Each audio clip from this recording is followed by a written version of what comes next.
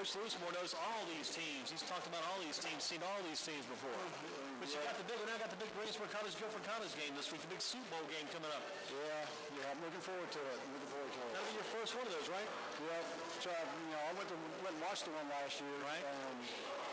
But because my kicker is at Tyler Hunt. Exactly. You're going to be against your old kicker, Tyler Hunt. Yeah. So I'm looking forward to seeing that. That makes it pretty interesting, too. Yeah, I'd like to see him before the game. I don't want to see him too much during the game. Right, yeah. He got better as the year went on last year. He did, and I think he ended up being, he was honored like the second team all-conference. Yeah, he did really well. I was proud of him. Well, the Football and Focus Show, Shane's Rib Shack, Thursday night. Coach Scott Loosemore is with us. Greensboro College, Guilford College. What time is the big game on Saturday? I know it's Saturday at Jamison Stadium. You're at Greensboro College. Now, what time's that game Saturday? 1 o'clock. 1 o'clock afternoon kickoff. I wish that game was at night, but again, we'll take the afternoon run and go with it. What part of the team at Greensboro College are you coaching now? I'm with the defense. I'm coaching outside linebackers. Got some pretty good sized kids over there. We're not bad. We've got some offensive linemen that are good size for Division III, and then we have a couple of defensive linemen that are good size, athletic kids. Greensboro College had success last year, right? Very successful. They ended up 5-5 last year, and for them that was one of the better years they've had in a while. Coach Young took over as the head coach. Bill Young last year took over as the head coach and really did a good job with him. What can you tell us about Bill Young, the man now in charge of this team? He's a extremely hard worker, very knowledgeable about football, and he's a defensive guy, so he's your typical defensive coach. He gets after him pretty good. Doesn't let him walk around a whole lot, and I've enjoyed being over there and working with him so far. How did you get connected with those guys? I've known Coach Young for quite a while. When I was the head coach at Eastern, I had a lot of guys that played at Greensboro that came and coached for me. Jason Rippey was there, and Justin Patterson, a couple guys that played at Greensboro, and met Coach Young through them.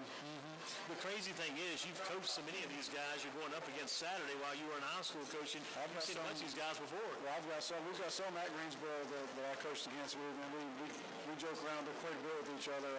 Warren Scott's our running back from Southern Guilford, and I always get mad at him because we never could beat them when he was there. And then a couple of the guys that were at Southwest when I was coaching at Eastern are on the team. So. Think about Warren Scott Jr. out of Southern Guilford, the smallest guys in the entire field, but he makes some of the biggest contributions. I'm reading somewhere today where Greensboro College expects even more out of him this year. Yeah, he should be starting for us at running back. And we were joking around about him the other day. He was telling me a story about when he was at Southern and the basketball goal, the ones on the side that swing down. Yeah. I don't know if he was messing around next to him or what, but it came down and it grabbed a hold of him and swung him all the way out to midcourt. We were laughing about that. That kid can go about anywhere. But what about who's got the edge in these Super Bowl games over the years? It's 8-8 right now. Really? Yeah, that's that close. 8-8. That's hard to believe. You guys have played some good battles over the years through those schools. Yeah, I think the 13 last year. Yeah, did Guilford win last year, or you guys? Greensboro won last year. You won last year. The novice thinker coming in, just kind of looking at it on the surface, I think Guilford's got the edge since they've been around so many years. This game's been played 16 years, 8-8. That's a lot for Greensboro College. I know they get up huge for this game. Yeah. They guys look forward to it. It's a lot like I was when I was at Greensboro last year with Greensboro and Page. It's kind of the same thing with Greensboro and Guilford. Nobody wants to wear red. You're not allowed to wear red. Right. It's got to be tough, too, because you get up so big. It's almost like the Daytona 500, the NASCAR, as they had their big Super Bowl, the first event of the year, where you had that first game of the year, huge against Guilford. Then you got to come back down a little bit and get ready for the other games. Yeah, well, college is a little bit different. They got to get up every week. So every week's a new challenge. Saturday coming up for that. What about the excitement building around the Greensboro College campus? Is it building up pretty big over there? I'm honestly not there as much as I'd like to be. I still work at Greensboro during the day, and then I go over in the afternoons for practice, and then for meetings at night I'm around then. But that's really the only time I'm around there. So I haven't been able to be part of the whole getting ready for the game on campus. What do you know about your quarterback? Talk about him a little bit, because I heard he had a big year last year, and he hoping to have a better year this year. Yep. 2 years. He's been a starter for I think 2 years. So this will be his third year as a starter. Threw for almost 2,500 yards last year. And he's a big, strong kid. Good arm. Good runner. Yeah. Antoine Thorpe last year, but he's gone. He had about half those yards, I believe. I think he had close to 1,200 last year. Yeah, he had a bunch of them. But we've got a couple of kids, Warren Scott, like we talked about. He's going to be good for us. Dexter, and I'm trying to think what Dexter's last name is, but Dexter is a wide receiver for us, and he's going to be he had, I can't remember how many yards. I think he had 800 and something yards last year receiving and a couple of touchdowns. So, we're looking for him to do some big things this year. What do you think the skinny is on Guilford College? Coach Scott Loosemore with us, linebackers, coach Greensboro College. You got Guilford taking on Greensboro this Saturday, the Super Bowl. What's the skinny on Guilford? Well, they're just a solid ball club. They coach really well. They're good in the kicking game. They do a good job on offense. They're just really sound across the board. Got a very good quarterback, don't they, Matt Pulaski? Yeah, from Northwest Guilford. Yeah, another Guilford County. He had a great year as a freshman, I know that. Yeah, he did. He sure did. And he's another one. He's a big, strong kid that can throw good and runs around pretty good. What do you think the difference is why some of these guys end up at a Greensboro College or a Guilford College as opposed to maybe going to a bigger school? And there's got to be a place for these Guilford College players, these Greensboro College players, with what they're able to do at those schools they go to. Well, I mean, a lot of times, they either slip through the cracks, or they might just not have been what the scholarship schools were looking for. Right. And then obviously there's times that some of those kids have had some academic issues that they might not have met the NCAA requirements right. that aren't covered at the Division III level, and so that's why they end up at Division III. You look at your old high school, Southeast Guilford, where you went to and attended back in the day, also an assistant coach there for a while too. You look at them, off to a good start, 2-0 record. Yeah, I want to hear good things about them. Just real big up front and can run the ball. Coach Fritz, that's what he's known for. They always play real good on defense. Always have good defense and real good running game. And they've got a big game tomorrow night against Southern Guilford. You hate to play a team sometimes like Southern Guilford kind of laying in the wings, waiting to beat somebody. They're 0-2, and they weren't expected to be 0-2. Southeast 2-0 going in there. That's sometimes they talk about these trap games. That might be a trap game right there. Yeah, I know. I've talked to Coach Brown a couple times over at Southern, and I know they've got some injuries that they're dealing with right now, and so he's got some players that are out. A quarterback issue with injuries. He does. Yeah. I think they ended up playing a kid that was a JV player the week before for that quarterback last week. So they're struggling a little bit right now, but Coach Brown's a really good coach, and he'll get them going in the right direction. And your other old team, Eastern Guilford, where you coach those guys all to a 2-0 start. I mean, Coach Robertson comes in and has really got some life and infused into this team. Well, this team was second in the conference as JV players when I was there, I think we only lost one. I think we lost one game to Eastern Alamance with that JV team. So we were expecting big things from them. They've got some really, really good athletes, and it's not just one or two. They've got several. You've just been waiting for those guys to get there. Yeah.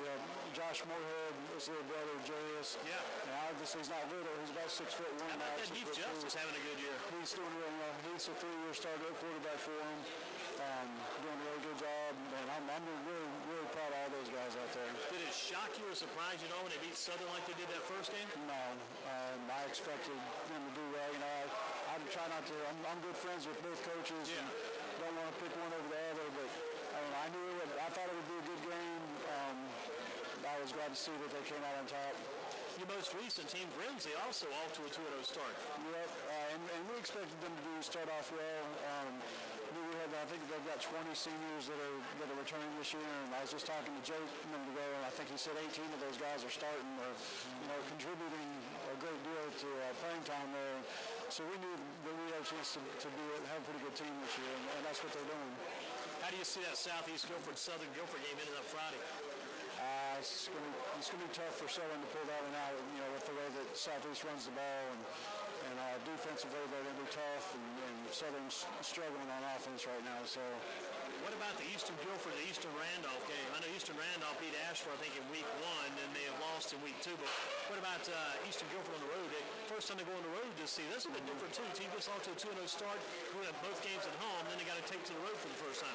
Yeah, and Eastern Randolph's a little bit different place to go play at. When I was at Southeast, that was always our big game. Of course, that was.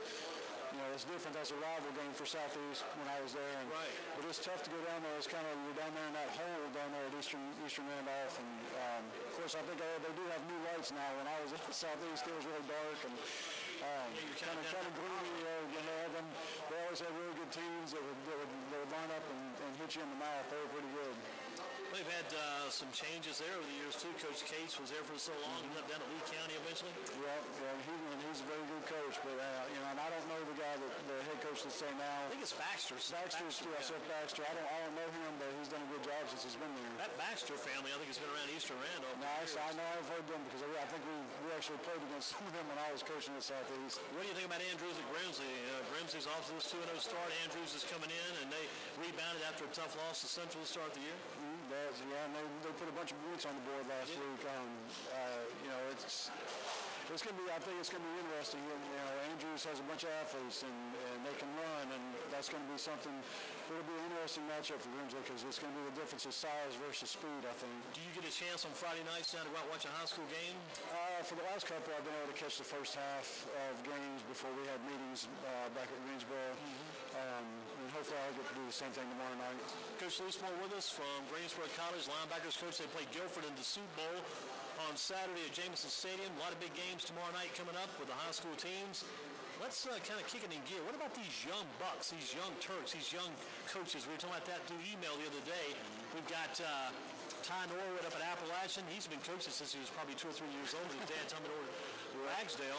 You've got him. You've got your son, Joey Loosemore, who's up at Western Carolina. You got Coach Kirby's son out of Eastern Alamance. He's also coaching. You got, actually, you're a college coach, and your son's a college coach, too, in some ways. Is that assistant? What about all these young guys coming up these days? Well, I tell you, I really wish that I had the chance that these guys are ridden. Luckily, what happened for Joey was that, Mark Spears, the head coach up at Western, and I coached with Mark over at Elon, so I had a relationship with him, and Joey wanted to play really bad, but he and I sat down one time and talked about it, and he wanted to be a coach, and I said, well, we'll see what happens. I'll talk to Mark and see what we can do, and I'd already known about Ty being up at Appalachian, being an undergrad assistant coach up there, and so we went that route, and Joey's really enjoyed it. He's learning a lot. Is this his second year in school now? Yeah, this is his second year.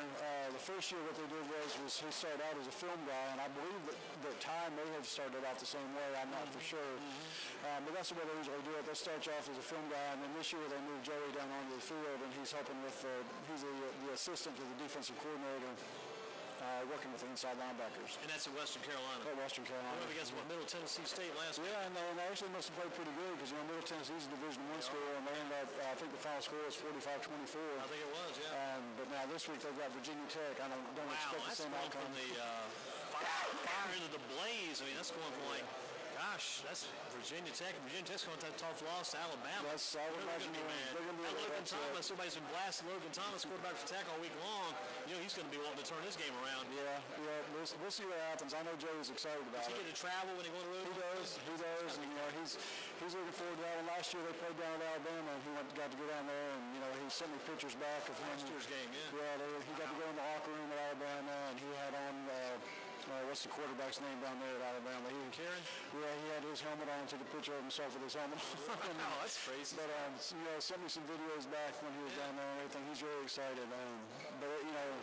It's an opportunity that I know that there's probably a lot of myself and a lot of other coaches wish they would have had that these young guys are getting right now. It's kind of crazy because you're coaching college and your son's coaching college at the same time. He's at a little higher level than I am, but that's okay. I hope maybe one day I'll be working for him. Who knows? Yeah, you got a guy like Coach Pursley, whose son's up at Brevard, or wasn't Brevard. They moved on by now. I think he's still out there. Yeah, but he's done real well with that too. Sure has. Yeah, he's been all over the place. He was at UNC for a while, I think, down there. But yeah, he's doing a good job from what I'm hearing. A lot of the coaches' sons get into this line of work. Yeah, kind of. Once you get it in your blood, it's hard to get it out. It's all you've done at home, and all you've done since you were a kid. You carried clipboards, you chased down wires and cables and headphones, all that stuff. Yeah, I'm waiting to see if my daughter ends up to be a football coach because she might be the only girl in Guilford County that knows how to change sprinkler heads on a football field. That's a plus. That's a plus right there. Yeah. Get a little help on the field work too. Yep. Sure is. Now you were doing college coaching when you were younger too, though, Chris. I think you coached some at A&T, maybe Winston-Salem State. You had some college work. I was at A&T with Bill Hayes back in the mid '90s, and then I was at Elon with Al Seaways. Right. Late '90s, early 2000s. So you had a chance to coach with some pretty good programs too, as a coach. Yeah, we had some, when I was at A&T, we had some really good players. We had several NFL players that played for us at A&T, including a first-round draft pick. Jermaine Stevens was a draft pick by the Steelers, the offensive lineman. So, and that was kind of neat. It was being at A&T, it was, there was a little bit different environment there than it was at Elon. We were still playing at a high school stadium when I was first at Elon. They didn't build the stadium until Williams later. Yeah, we were at Williams Stadium for a while, and then my last couple of years at Elon, we finally got into the new stadium. Now, were you actually at that time a graduate assistant? No, I was just regular assistant. You ever coached with Charlie Griffin? Maybe you told me you did one time. I didn't coach with Charlie. Just knew him real well from coaching against him when he was at Western Guilford and I was at Southeast. And then he was actually at Eastern Guilford as a teacher when I got a job there coaching-wise. So his latter stages, he was in Eastern Guilford. He did some. I think he helped some at Guilford. He did. He was at Guilford after that. Sure was. Wow. What do you think about this deal with the college players, college football? You think the college players ought to be paid? Man, that's a tough question. I don't know. There's the debate of they get scholarship money and they get that paid for, and the way I see it is they're getting that money, and then when they get out, they're either going to go in the NFL and get a whole lot more money, or if not, at least they've got a college degree and they'll have a chance to get a good job. So I look at it that way. The only thing I don't like was this whole thing last week with the quarterback down at A&M. Johnny Manziel. How's he, under NCAA rulings, you think, how is he able to still play college football if he signed those autographs and got paid for it? I still can't understand that. Well, I don't know all the rules about that, but the way I see it is that's his name. If he wants to sign his name on something, he wants to get paid for it, well then, you know what, more power to him. Yeah, that's a good way to look at it. It sure is.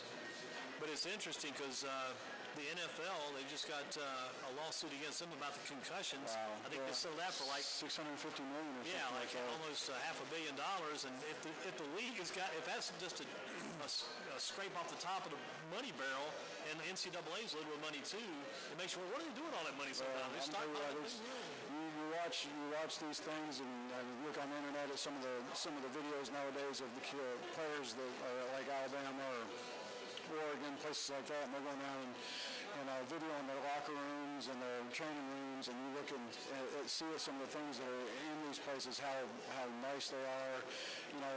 You can go down to NC State and you go down there and they've got racks that they can put their shoes on after practice to circulate air constantly to dry their shoes out for them. That'd be nice. It makes you a little bitter when you're a high school coach and you can't even get money to buy a helmet for enough kids, and you got places that got shoe dryers on the wall. Some guys are dressing out in a bar, and other guys have like those $1 million dressing rooms. Yeah. But that's the way it is, and those guys work hard, so you can't. They deserve nice things. Greensboro College, where do you guys practice at? We still practice over at the Price Complex. We got 2 fields over there that we practice on, and then there's a field next to us at the soccer and lacrosse. And no lights over there, right? No lights over there. So you guys probably hit early and try to get... We go out at about 3:30 in the afternoon. Get done by about 6? Yeah, we're done at about 5:50, 6 o'clock.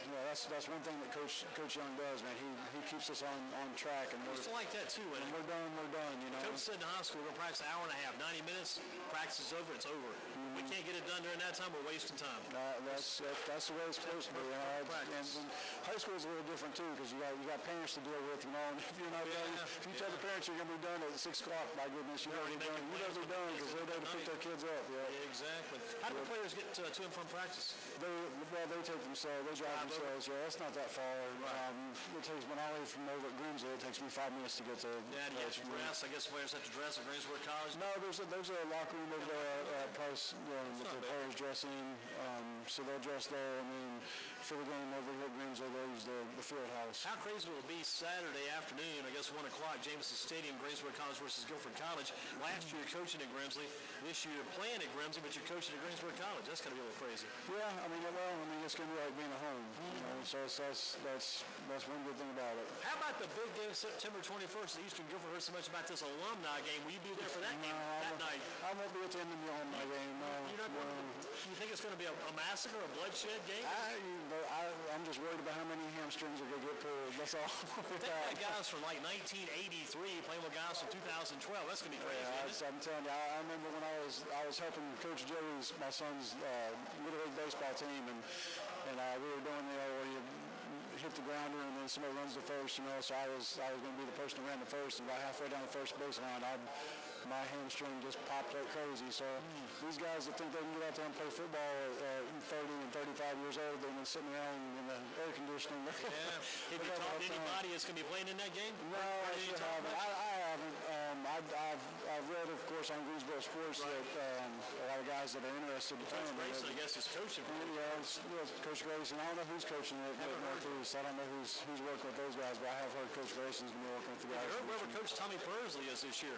Last I heard, he was also up at Brevard helping with him. Oh, he went there to help? They run the same offense up there that he ran at Northeast, and so I think he's up there helping them out. That's kind of neat, father and son coaching together. Yeah. It's got to be neat. Yeah, that's, hopefully I get to do that maybe one of these days. Well, yeah, maybe Joy like to say get a job at a big college and move you on in there too. That's right. I bet you Coach Kirby Eastern Alamance, his son's coaching somewhere too. He's an Appalachian. He's an Appalachian also. Yeah, and I think he's starting off like Joey. I think he's doing filming this year, and then hopefully we move down onto the field next year. You think all that experience Ty Norwood has got, he'll probably land a job somewhere someday. And Ty's got the personality for it. The thing about getting a coaching job at the college level, you got to be able to talk the talk, and you got to be somebody that can get in there and talk with other coaches. And Ty's one of them kids that's never met a stranger. He's a lot like Joey. They get right in there and start talking. We had the coaches clinic here in Greensboro last year, and I was texting Joey to see if he was there. He was coming to the coaches clinic as well, and I texted him to see where he was at, and he texted me back. He said, "Well, I'm just talking to Coach Fedora and blah blah blah." And I'm like, "Are you kidding me?" Right there, Coach Fedora, huh? Yeah, rubbing elbows with the big guys. Yeah, going for the top, starting at the top. That's tough to top there. But are you excited about the Greensboro College deal? It's going to work good for you? Yeah, I am. We're having a good time so far. Like I said, I'm learning a lot and really enjoying working with Coach Young, who's the head coach, and Matt Runyons, who's our defensive coordinator. That I really enjoy Matt. He's a young guy that's got a lot of energy, and he's not afraid to get his sleeves up and get in there and do some work. What do you think the deal will be with Coach Norwood? Rags is off to 0-2 start. You see Coach Norwood, long term, is he going to keep on rolling, do you think, at Ragsdale? You think he's winding down his career? Because he's had a very good one. I don't know. Me and Coach Norwood actually talked about this not long ago, and we've come to the conclusion because of people that we have known, it seems like as soon as people we know that retire, as soon as they retire, something happens to them, Coach Callahan. So we decided that it's probably not in his best interest to be on the retiring anytime soon, because I'd like for him to stick around for a little bit longer. I know what you mean. That is a good point. Well, listen, glad you able to come back and join us. Well, I appreciate you having me, Andy. And again, you feel like this paying the college football players probably should hold on that for a while. I think they get a scholarship, and it pays for their tuition, it pays for their school. I think that's enough. That's enough for now. Yeah. Well, good luck in the game Saturday. That's a fun vision, too. People need to bring a can of soup or canned good over to the game to get in for free. That's exactly right. The series tied to 8 games apiece. 8 games apiece. That's right. Defense going to win that game for you Saturday? If it doesn't, then if it's on the other end, then I might be looking for another job. Yeah. Tell you what, Matt Pulowski, you got to